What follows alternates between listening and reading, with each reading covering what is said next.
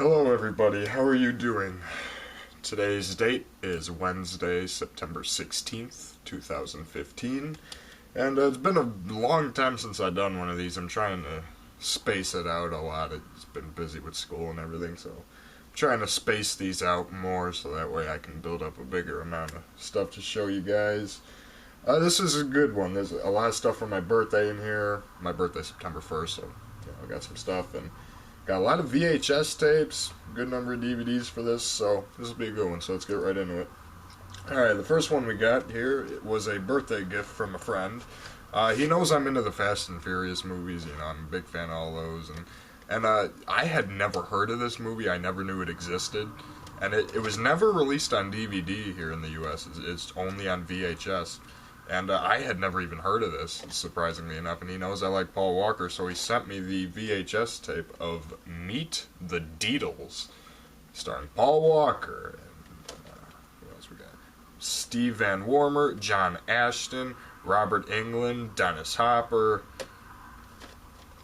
This is not a bad movie, I will say. You can tell that this movie, it's marketed for kids. It's a kids movie. And it's really evident. I mean, this is the type of movie that I would expect to see on maybe Nickelodeon or something like that. It's not a bad movie, though. I really liked it. Paul Walker, his character's kind of a douchebag, but hey, what can you do? And Robert Englund is like a dumbass henchman of the bad guy, who the bad guy is played by Dennis Hopper, which his acting in this movie is way too good for the movie, if that makes sense. Like, Dennis Hopper is the bad guy, and he's such a stern, serious bad guy in it, and it's like he's in the wrong movie almost. He plays the bad guy in this to the hilt, and it's really funny to watch. Like, he's definitely a movie highlight. If you have kids, or if you're a Paul Walker fan, if you're a Paul Walker Fast and Furious man, definitely just check this out for shits and giggles. I mean, I had entertainment with it. I mean, surfing in Wyoming. It's exactly what we all think of.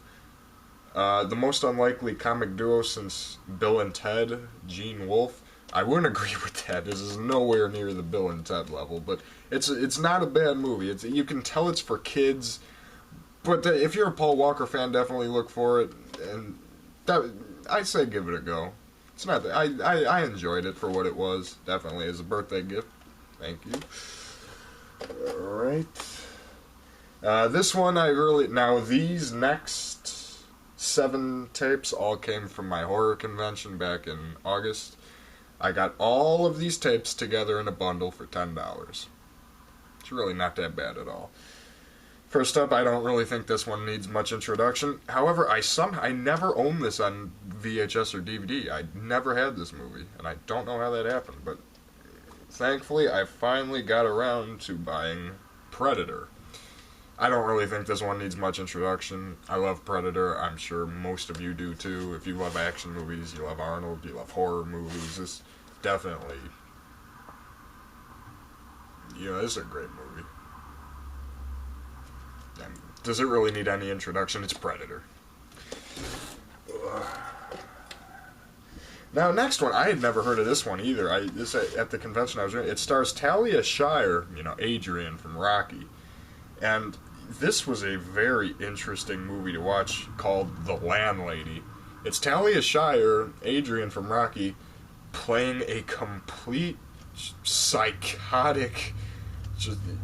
she's a nutcase in this movie. And it's really... It's really interesting to see that, because you watch Rocky, and then you're watching this, and it's like, what the hell? She's killing people. She's like a stalker. She's obsessive about this guy, and it's pretty self-explanatory. The landlady. She turns into a landlady of this tenement building, and she obsesses over this one guy that's in there, and she's killing everyone that gets in the way of them. Pretty much, it's a fun little movie. I did not hate this. I actually had a lot of fun watching this movie. Just seeing Talia Shire be a complete psycho killing people like that. And it's not really that boring, too. It's kind of got, the way I was looking at the box and everything, it's kind of got that TV movie look to it. But, I enjoyed it. I thought it was kind of fun. Evil doesn't knock. It has the key. And Courtney Gaines Courtney Gaines? Yeah, Courtney Gaines is in this for like 2 seconds as a guy that does nothing. If you can find this for cheap or free, like, definitely just give it at least one watch. I mean, it's not the best thing in the world, but I had entertainment with it. It was a very interesting, especially for Talia Shire. I mean, that was, but I never even heard of it. It was from the 90s, so. Yeah, not a bad one. Definitely, I'd recommend this. It's not something I'm going to rewatch a million times, but it's not bad. On a similar note, we have one of those stereotypical 90s thrillers, you know, The Hand That Rocks the Cradle. Once again, it's a long movie. This one's a lot longer, but it goes by really fast. I was surprised. I thought I was going to be bored by this, but I actually really liked it. It's got a TV movie feel to it, like a lot of these 90s thrillers do. And I liked it, though. I mean, last DVD update in May, I showed a VHS tape of William Friedkin's The Guardian, which I got a little update on that here, but this movie borrowed something from that movie with the whole evil nanny and stuff going there. To me, it was still a little unclear what, like, the evil nanny in this movie, like, to me, it's still unclear about what her whole plot was, what she was trying to get out of this, but Ernie Hunt, bless me, and if any of you said bless you, if any of you are talking to your computer screen and you just said bless you, thank you. And Ernie Hudson's in it. He's a lot of fun. He's a different role for him too. He plays kind of like a spacey, kind of like caretaker, like a gardener type guy. It was still a little clear to me what her main plot was, but you know, it's surprisingly, for a thriller drama, it goes by really fast. You get really invested in the storyline. I do believe it stole some elements from The Guardian, which came out 2 years before this, but once again, I liked it. 80s action movie here, never heard of it. Terminal Force, not that good. Not that good. Now, this is kind of a sad story right here. This next one is Robbie Benson and Tawny Kitaen in White Hot. Is this movie good? Is this movie bad? I don't know. I got through the first 5 minutes of this tape, and I couldn't tell what the hell was going on.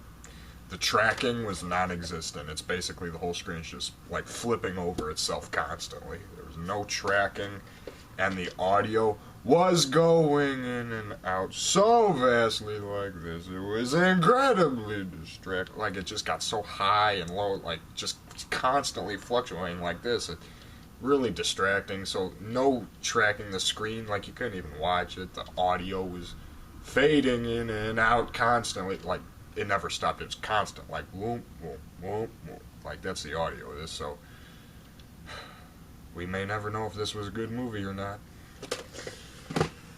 Alright, and then we have an 80s comedy here. It's schlocky, it's low budget, but I still really liked it. It's called Breaking All the Rules. It's kind of like, it's basically, you know, it's your typical kind of low budget schlocky 80s sex comedy. It's about these guys at this carnival trying to get laid, pretty much, and it's got kind of like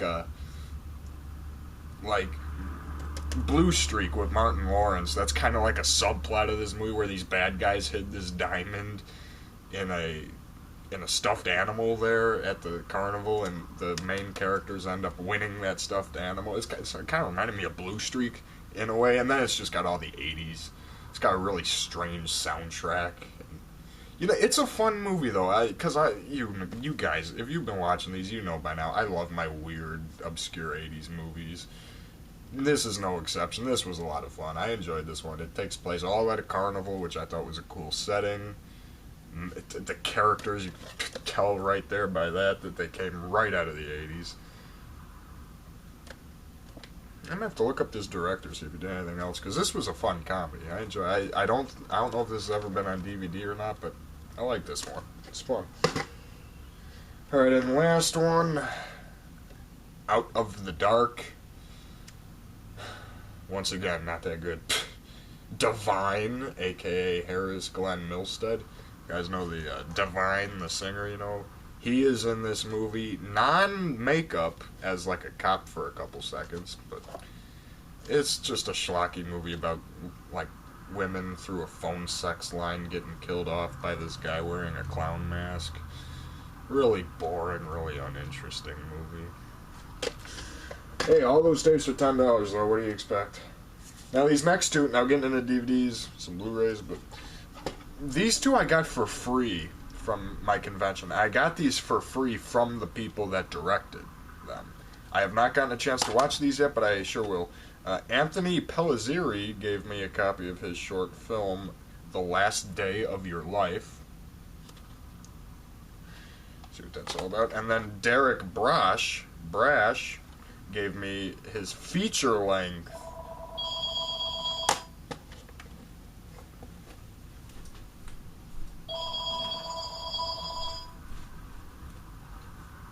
sorry about that. 1-800.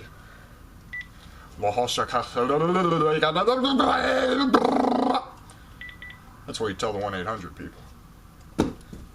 Sorry. I'm just trying to be funny here, people. Okay. Sorry. That's really stupid. I'm just trying to be funny. Alright. Anyways, Murder for Pleasure is the Derek Brash movie that he gets. I haven't watched it. It's a feature length. From what he was telling me, this is a very, very gory movie, so we'll see about that, because at the convention where I got this, they had a table set up where they were talking about this and everything. He had, like, the cast with him. I was talking to Derek about it, and they had some of the props used from the movie there, and I got to hold some of the props, one of which was a spiked dildo, so I can only imagine what I'm in for when I watch this movie. Well, I guess it's just a relief to know that, hey, I held that. So, yeah, interested, give those two a watch. Both very nice guys. Now, 2 Blu-rays. I got Blu-ray DVD combo pack. I had to, you know. Furious 7. I wanted to get the Best Buy exclusive Steelbook, but they were sold out of it by the time I got out of school. I got there. But I know my dad wants to buy a copy of this movie for himself, so we're going to wait a couple weeks, see if we can find the Steelbook, and then I trade him this for that.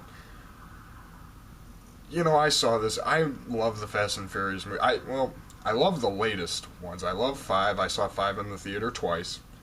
I saw 6 in the theater twice. And I saw 7 in the theater twice. And a lot of people might disagree with me, but this so far has been my favorite. Because I just love over-the-top action movies. Movies like Commando, The Taking of Beverly Hills, any just over-the-top, mindless action movie. I just love, and this movie was as mindless, as action-packed as it gets, and I loved every second of it. There is going to be an 8th, and hopefully that's the last. This should have been the last, but no, well. They still end this one on a great note, though, you know, with Paul Walker and all that stuff. You know, this is a great, this probably one of the most hyped movies of the year, so I won't dwell too much on it, but I love Furious 7. It's my favorite in the series so far, just because I love this type of action movie. Like, it's very similar. Like, if you watch something like Commando or The Taking of Beverly Hills or Mission Impossible, the new one, it's just that same style, just over-the-top, mindless action, and that, to me, is what true entertainment is. This movie was exactly, you know, it hit the spot for my action movie craze, and I loved it. Next up, pre-ordered this back in, like, May when they first announced it, or somewhere around then. The collector's edition of Shocker. Shocker, once again, people would probably disagree with me. This is my favorite Wes Craven movie. Nightmare on Elm Street, okay, I like Dream Warriors is my favorite, which he didn't direct. Dream Warriors is my favorite Elm Street. The first one's okay. I do like New Nightmare, though. A lot of people hate that movie, but I always thought New Nightmare was pretty good. There's that. People Under the Stairs, I love. I was never too big on Serpent in the Rainbow, just because I'm not really a fan of the whole voodoo kind of subject in movies. This is awesome. I love Shocker. I've got the soundtrack on CD. It's overplayed the hell out of that. And, I got commentaries, interviews. They got the making of the soundtrack is on here, which I thought that was a really cool feature. Yeah, and I've got the poster up over there, and just a great movie. So fun. Such a fun movie. Such a fun. Like, the first half of the movie is so dark of a horror movie. Then the second half of the movie, like, they're chasing each other through the TV channels. It's just ridiculous. It's awesome. I love it. Shocker. If you love 80s movies, you definitely got to see it. And also at the convention, a guy there makes standees. He makes like these. I don't know what the material is. It's like, it almost feels like a drywall kind of material almost. And he makes all these cardboard standees, and I purchased one for Shocker. So yeah, I got this on my shelf over there. This is a Shocker stand. It's about, I don't know, maybe 15 inches tall. And, you know, great to have it. Gotta support my movie Shocker. Alright, but yeah, Shocker. It's awesome. You know, these two DVDs were just for nostalgia. We've got Goosebumps, the Headless Ghost, which comes with the Headless Ghost, Awesome Ants, and Teacher's Pet. You know, the Headless Ghost, I still have the book for that one. That's pretty good. It's cheesy effects, as always. Awesome Ants and Teacher's Pets. Teacher's Pet. Those are good episodes, but those weren't based on a book. Then the other one we have is It Came From Beneath the Sink, which has It Came From Beneath the Sink, which stars a very young Catherine Isabel, which was pretty funny. And then Strained Peas, which one... First of all, I don't know why the hell it's called that. And second of all, that was a good episode. It's not based on a book, but, you know, isn't it? I grew up reading these books, so I just try to collect the show as often as I can. And next up, I'm trying to get more concert DVDs. I'm trying to buy more material from bands I really like, because I'm also a huge music buff.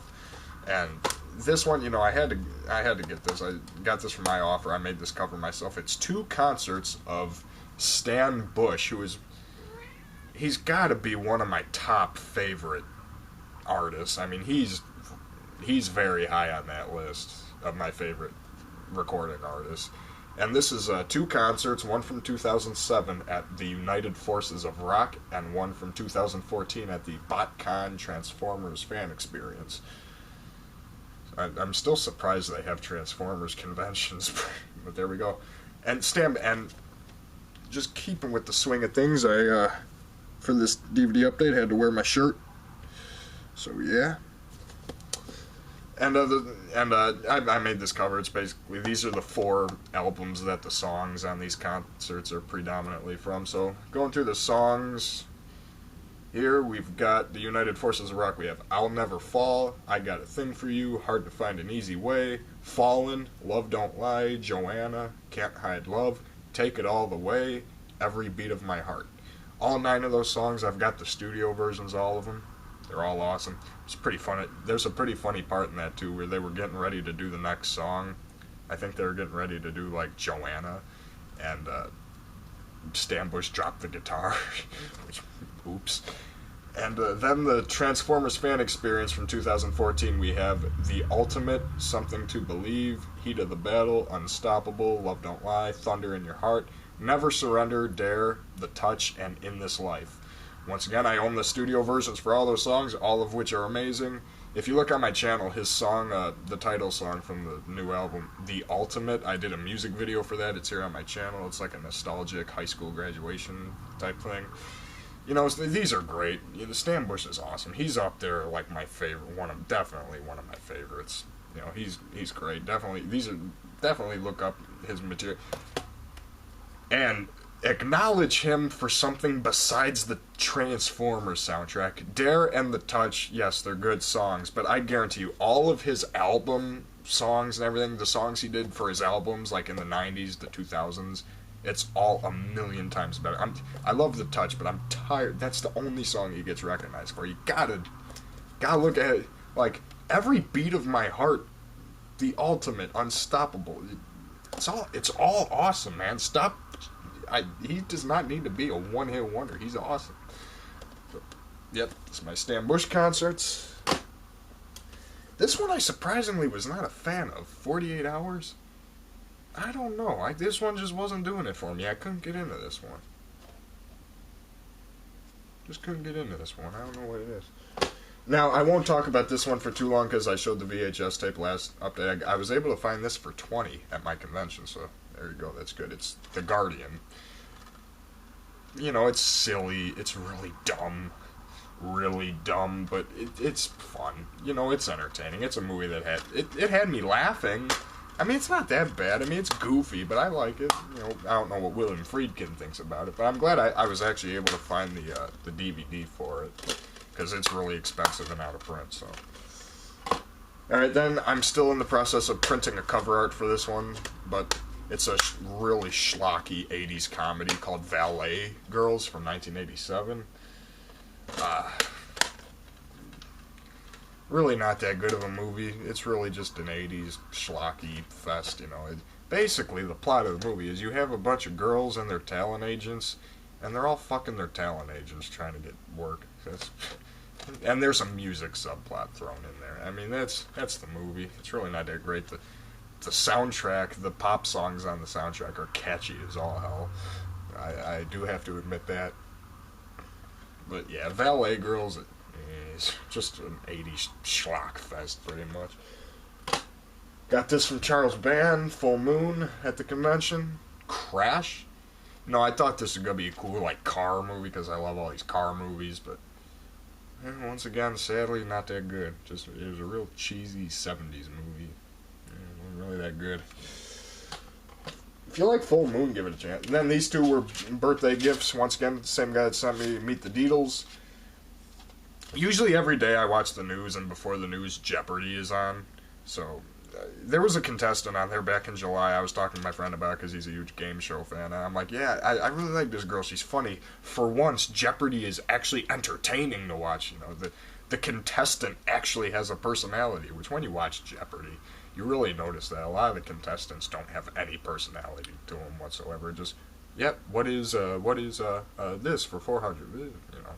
And so he actually burned me a disc with her 3 episodes, and then he put a 4th episode on here, which the guy that beat her, he put his losing episode on there. So her name was Jennifer Morrow, and he called the DVD Tomorrow Never Dies. This is awesome. I mean, what else can I say about that? I mean, this is awesome. And then we've got another movie he sent me. I have not watched this one yet, but this title has me very concerned. It's a movie with Shannon Tweed, Adrienne Barbeau, Karen Mistel, and Bill Maher, called Cannibal Women in the Avocado Jungle of Death. This is going to be an interesting watch. I can't wait to give this one a shot. And lastly, this one's kind of a cheat, but it's my high school graduation DVD. Hey, why not show it? You know, high school was a great time for me. All 4 years, I had a blast. Pretty much friends with everybody. You know, I really enjoyed the high school experience. It went really well for me. And you know, I made this cover. You know, this picture of the town, the train station, the prom, graduation, throwing the tassels up, and then on the back, I pretty much just threw on a bunch of pictures of me with my friends. So it's kind of a cheat, but it's my graduation DVD. I'm starting to wish I said something witty to the 800 number that called me. Not just make stupid noises. Oh well. Alright, so there's that, my graduation DVD. Got Cannibal Women in the Avocado Jungle of Death. Jeopardy, Tomorrow Never Dies. If she sees this, I don't know how the hell I'm going to explain this. Crash. Valet Girls, The Guardian, 48 Hours, 2 Stan Bush concerts, the United Forces of Rock, and the 2014 Transformers Fan Experience, Goosebumps, The Headless Ghost, and It Came From Beneath the Sink, Shocker, awesome movie, Furious 7, awesome movie, The Last Day of Your Life short film, and independent gore fest, Murder for Pleasure.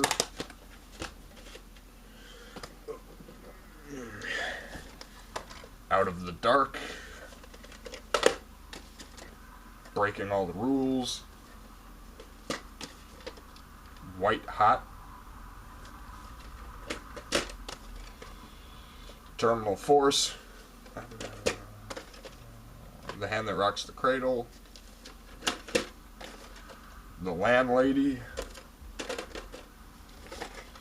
Predator, and Meet the Deedles. So, as I said, I'm trying to space these updates out, so my next one probably will not be until December, probably the Christmas update. Just, it's busy as hell. School, paying for school, all this stuff, it's busy, so just give myself time.